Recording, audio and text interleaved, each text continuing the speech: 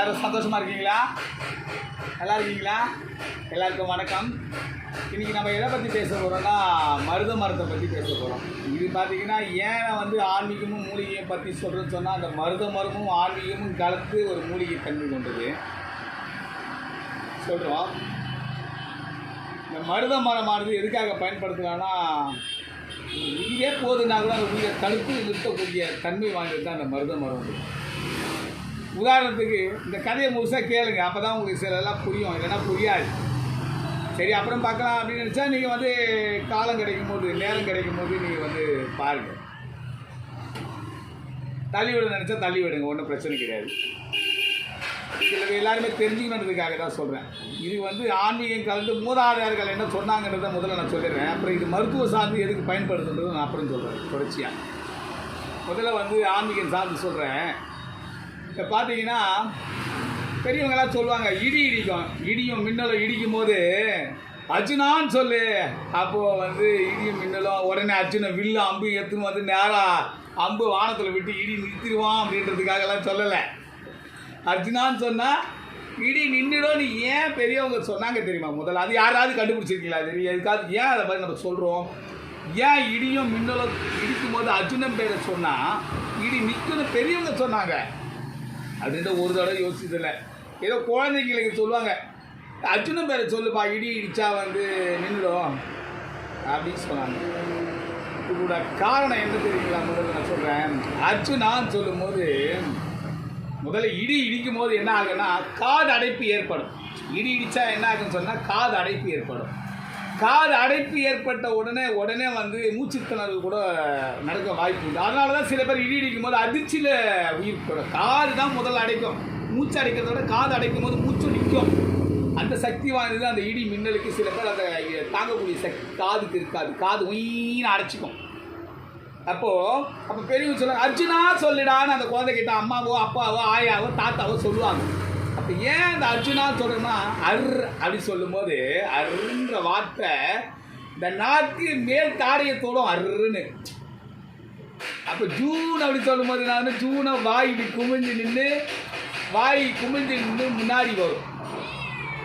நான் அப்படின்னு சொல்லும்போது என்ன ஆகுனா அந்த வாய் வேகமாக திறக்கும். அப்போ அர்ஜுனா அப்படின்னு சொல்லும்போது என்ன ஆகுனா அந்த நாக்கு மேல் தாடையை தொட்டு வாய் குவிழ்ந்து அந்த வந்து நான் என்ற வார்த்தை வாயை அகண்டமாக திறக்கும் போது என்ன ஆகுன்னு சொன்னால் மூச்சு வந்து பற்றின் வெளியே ரிலீஸ் ஆகும்.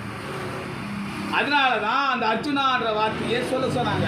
அது வந்து ஒரு இது மாதிரி சும்மா போய் நீ இது பண்ண நாக்க மேலே மடிடா, வாயை திறந்து காட்டுறா, வாயை குமிச்சு காட்டுறான்னு சொன்னால் மூச்சு விடுன்னு சொன்னால் கேட்க மாட்டான் அவன். அதனால தான் அந்த பேரை வச்சான் அர்ஜுனன். அர்ஜுனனும் ஒரு கிருஷ்ண பக்தன்.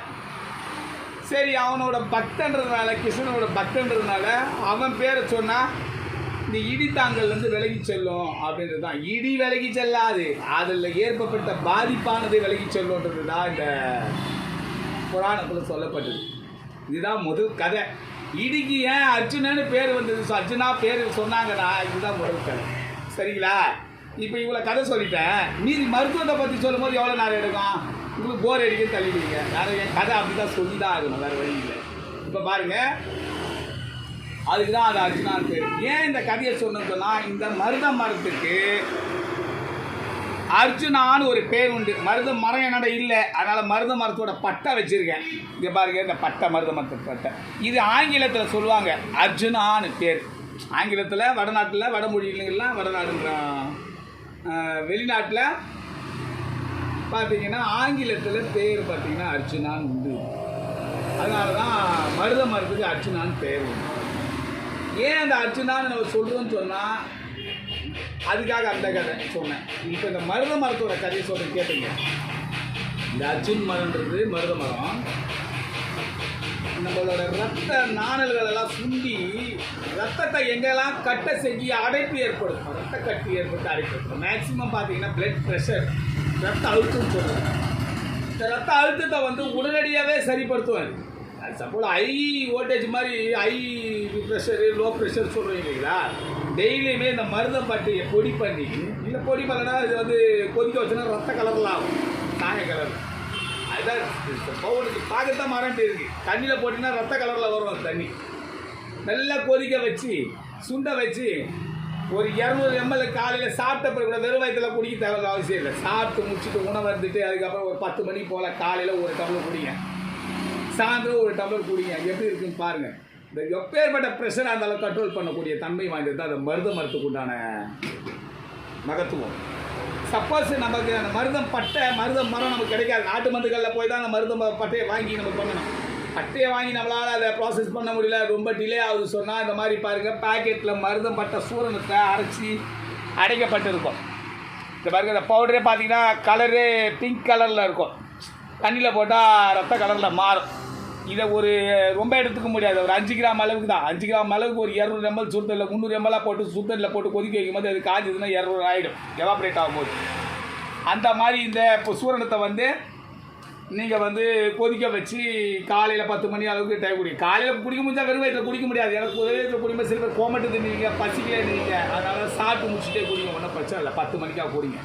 குடிச்சிட்டு சாயந்தரம் அதே மாதிரி டீ குடிக்கிற டைம் ஒரு ஆஃபீஸுக்கு போகணும்னு குடிக்க முடியாது, வீட்டில் இருக்கணும் குடிங்க. ஆஃபீஸுக்கு போகிறோம்னா பாருங்க, மருதம் பட்டையில் டேப்லெட்டாக வந்துச்சு. ஒரு சிப் அளவாவது உள்ளே போட்டுமே, அதுக்காக அந்த மாத்திரை மாதிரி வந்துருக்கு. 2 மாத்திரை எடுத்து வாயில் போட்டு தண்ணி குடிச்சிடுங்க. இப்படியே டெய்லி குடிச்சிட்டு வாங்க. அந்த ரத்த நாணலை சரிப்படுத்தி இருதயத்தையும் பலப்படுத்தும். எப்பேற்பட்ட பிளாக்காக இருக்கட்டுங்க, எத்தனை பிளாக் ஒன்றா இருக்கட்டுங்க, அடைப்பு சொல்லுவாங்களா, ஹார்ட் அட்டாக் வருதுங்க, பிளாக் அடைப்பு ஏற்பட்டு இருதய நோய் உடனே நின்று பயம் இருக்குல்ல, அவங்க கூட சரிங்க குடிச்சு பாருங்கள், இருதயத்தை ரிலீவ் பண்ணுங்கள். அந்த அடைப்பானது ரத்த கட்டு ஏற்பட்டு ரத்த அடைப்பு ஏற்படுறது தான் ரத்த அடைப்பு, அதை வந்து ரிலீவ் பண்ணலாம். அதனால் இது வந்து மருத்துவத்தை நான் வந்து குறை சொல்லலை. மருத்துவன்றது வந்து அன்றைக்கி விஞ்ஞான ரீதியாக வளர்ச்சி அடையாத காலத்தில் மருத்துவம் இல்லை, அதனால் இதெல்லாம் பயன்படுத்திட்டு இருந்தோம். மருத்துவம் வளர்ச்சி அடைஞ்சி அது பாட்டு நடக்குது. இது வந்து இயற்கையோட மகத்துவத்தை நான் சொல்கிறேன். இயற்கையாகவே ஒரு மரத்துக்கு ஒரு மருதப்பட்ட சூழலுக்கு ஏன் இந்த பலம் இருக்குதுன்னு சொன்னால், அந்த காலத்தில் நான் ஹாஸ்பிட்டலுக்கு போய்ட்டு ஊசி போட்டுன்னு இருதய நோய்க்கு வந்துதாங்க. சாலை ஓரம், ஏரிக்கரை ஓரம், குளம் ஓரம், எல்லா ஓரத்துலையும் நடத்தான். ராஜாலாம் போர்க்காலத்துக்கு போர் போகும்போது என்ன பண்ணுவான், திடீர்னு வந்து எமோஷன் ஆவேசத்தில் சண்டையில் அவனை எதிரி தாக்கணும், ஜெயிக்கணும் அப்படின்னு நினைக்கும் போது என்ன ஆகுனா ரத்த கொதிப்பு அதிகமாகும், ரத்த சூடு அதிகமாகி ரத்த கட்டி ஏற்படுறதுனால பிளாக் ஆகும். உடனே கை ஸ்ட்ரோக் வரும், பக்கவாதம் வரும், ஏதாவது ஒன்று ஆகி டக்குன்னு பிளாக் ஆகிடும் ஆற்று. அப்படி அவனுக்கு தெரியும் இதெல்லாம் நடக்குன்றது. அதுக்கு வைத்தியம் அவன் சொல்லிக் கொடுப்பான். அந்த ராஜ வைத்தியம் சொல்கிறவன் சாலை ஓடுறதுனால மருதமரத்தை நட்டான். ஏற்கனவே சொன்ன அசோக மரத்தை நட்டான் ஏன்ட்டு. அது பெண்களுக்கு ஆக்சுவலி அதே மாதிரி ஆணாக இருக்கட்டும் பெண்ணாக இருக்கட்டும் யாராக இருந்தாலும் எது நோய் ஒன்று தானே. அப்போ அந்த சாலை ஓரத்தில் இருக்க மருதமரத்தை என்ன பண்ணான்னா அந்த இலையை உருவி வாயில் போட்டு கசிக்கு சாப்பிடுவான். சப்போஸ் அந்த சாறு வேணும்னா கையில் வச்சுக்க குத்துவாளால் குத்தி இந்த சாறு எடுத்து வாயில் விடுவான். அப்போ வாயில் போய் ஒரு 4 சாறு பச்சையாக உள்ளே போகும்போது ஏன்னா ரத்தத்தை வந்து கட்டுறதை வந்து விரிவுபடுத்தி அடைப்பை விலக்கி அவனுக்கு பலத்தை கொடுக்கும், இருதயத்தை பாதுகாக்குன்றதுக்காக தான் ராஜாக்களுக்காக கூட அந்த மருதமரத்தை நட்டான். அதனால தான் வந்து சில கதைகளை சொன்னால் லேட்டாக தான் ஆகும், ஆனால் இன்னும் நிறைய சொல்லிட்டு இருக்க முடியாது. அதனால தான் இன்றைக்கி நான் இதோட முடிச்சுக்கிறேன். அதனால் வந்து ஏன் கடைசியில் ஏன் இதை நான் சாப்பிடுன்னு சொல்லவே இல்லை அப்படின்னு சொல்லிடுறேன். நீங்கள் ஆக்சுவலி வந்து பிளட் ப்ரெஷர் உள்ளவங்க, ரத்த அழுத்தம் உள்ளவங்க, லோ ப்ரெஷராக இருந்தாலும் ஹை ப்ரெஷராக இருந்தாலும் இதில் ஒரு 5 கிராம் அளவுக்கு சாப்பிடுங்க. இதை சுடுதண்ணில் கொதிக்க வச்சு குடிங்க, இல்லையா மாத்திரையாக வாங்கி போட்டுங்க. மாத்திரையாக போடுறத மருந்தாக குடிக்க தான் நல்லது. வீட்டில் இருக்கும் கொதிக்க வச்சு குடிங்க. நல்லா ஆரோக்கியத்தோட இருதயத்தை பலப்படுத்தும். ஆர்ட்ஸ்ன்னு சொல்லுவோம் இல்லையா, இருதயம் அதை பலப்படுத்தி இருதய நோயே வர விடாமல் தடுக்கும். வந்த பிறகு என்ன பண்ண முடியும், வர்றதுக்கு முன்னாடி தடுக்க வச்சுக்கலாம். ஒன்று ஏன் இருதய நோய் அடைப்பு ஏற்படுதுன்னா அதை நம்ம சாப்பிட்றேனே ஓடி போய் பசிக்காச்சே, குழந்தைங்க கூட்டி போயிட்டுங்களே, குழந்தைங்க என்ன பண்ண போகிறாங்க எல்லாம் சொல்கிறாங்க. அம்மா அப்பாலாம் சொல்லுவாங்க, சரி குழந்தை குழந்தைக்கு ஆசைப்பட்டுச்சுன்னு. ஆசைப்பட்டால் விஷத்தை தான் வாங்கி தரோம். விஷம்தான், நான் உண்மையாக தான் சொல்லுவேன். ஃபாஸ்ட் ஃபுட்டில் இருக்கிறது எல்லாமே விஷம்தான். ஒரு நாள் ஆசைக்கு சாப்பிட்லாம், அதை நித்தி நம்ம சாப்பிட முடியாது. அது நித்தி சாப்பிட்டா இது மாதிரி பிரச்சனைகளை சந்திச்சுட்டா. வீட்டில் உணவை சாப்பிட்டு பாருங்கள், செஞ்சு நீங்கள் எப்படி ஆரோக்கியமாக வாழ்வுண்டு. அதனால் எண்ணெயே ஒரு விஷம்தான். எண்ணெய் கூட நீங்கள் சுத்தமான விஷம் தான், எண்ணெய்லாம் வந்து நம்ம சொல்ல முடியாது. எண்ணெய்களும் அப்படி தான் இருக்குது. அதனால் வந்து எண்ணெய் கம்மியாக விட்டு சரியான உணவை சாப்பிடுங்க. சப்போஸ் அந்த மாதிரி ப்ராப்ளம் வரும்போது மருந்து பட்டையை சாப்பிடுங்க. இருதயத்தையும் பாதுகாக்கும், ரத்த அழுத்தத்தையும் சரிப்படுத்தும். நீண்ட ஆயுளோட ஆரோக்கியமாக எல்லாரும் வாழணுன்னு தான் என்னோடய ஆசை. எல்லாருக்கும் வாழ்த்துக்கள். நல்லா இருங்க. பிடிச்சிருந்தா சப்ஸ்கிரைப் பண்ணுங்கள், லைக் பண்ணுங்கள், ஷேர் பண்ணுங்கள். பிடிக்கலனாலும் பரவாயில்ல. சந்தோஷம். வாழ்த்துக்கள்.